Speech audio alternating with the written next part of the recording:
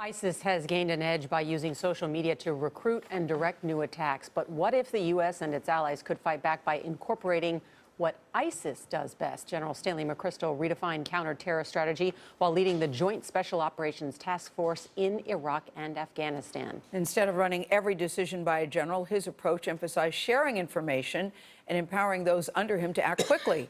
He lays it all out in a new book. It's called Team of Teams: New Rules for Engagement for a Complex World. General Stanley McChrystal joins us at the table, and we're glad to have you here. We're going to touch on your book in just a second, but we want to hit the news of day. Michael Morell was here earlier. I saw you two cross paths in the green room. And he talked to us about a concern of a large-scale 9/11 attack, that he says it's not a question of if, it's when it's going to happen. Do you think we're doing enough to stop it?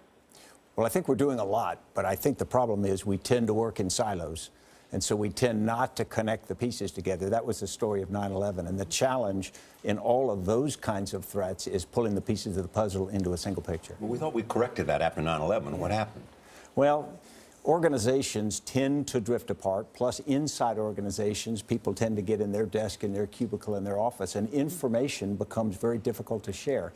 And then things like WikiLeaks make people more cautious. They start to say, if I share information, I might get in trouble. If I don't share information, who's ever been punished for not sharing information? You've been at the top, of course, and made battlefield decisions. What worries you the most about what's going on?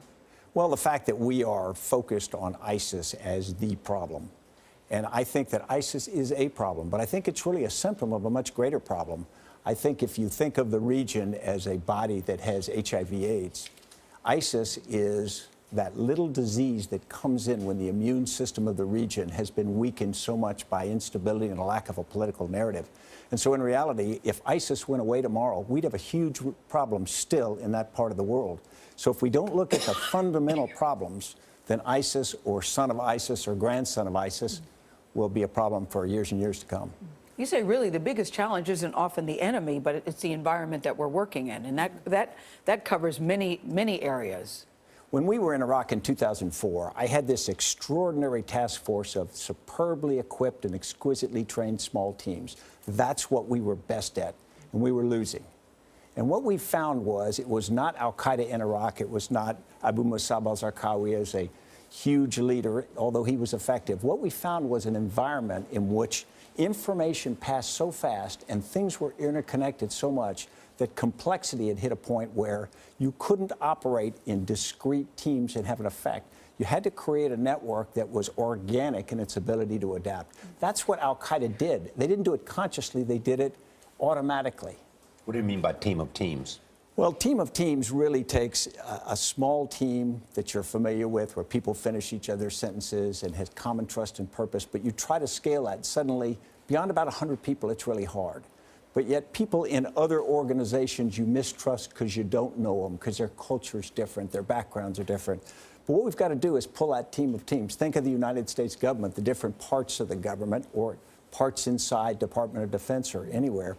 You've got to create linkages across those that create the same kind of sinew that inside a small team that you're so familiar with exists in a big team. It's really hard, and it takes something we call shared consciousness, which is this radical level of transparency. Start to build information so that you can start to push down decision-making through what I'd call empowered execution. You're really arming all of the people at the lowest levels to use their best judgment, because now they have contextual understanding of what they have to do. And you're talking about how important it is, General, to adapt. You give three great examples of the plane crash in 1978, a United plane, where they ran out of gas, compared to what Sully did when he landed the plane, the Boston Marathon bombing with the doctors that had to adapt, and then the killing of Osama bin Laden. In each case, things did not go according to plan, but people had to adapt. And that's what you said we all need to keep in mind. That's exactly right. In the military, one of the great axioms is no plan survives first contact. So you do these detailed operations orders, and then they never execute as you planned. And so you've got to build in the idea that it's always going to be different. So if you're not planning to adapt, yet our structures aren't that way. We create checklists, we create processes, we give orders to someone and we say, do this.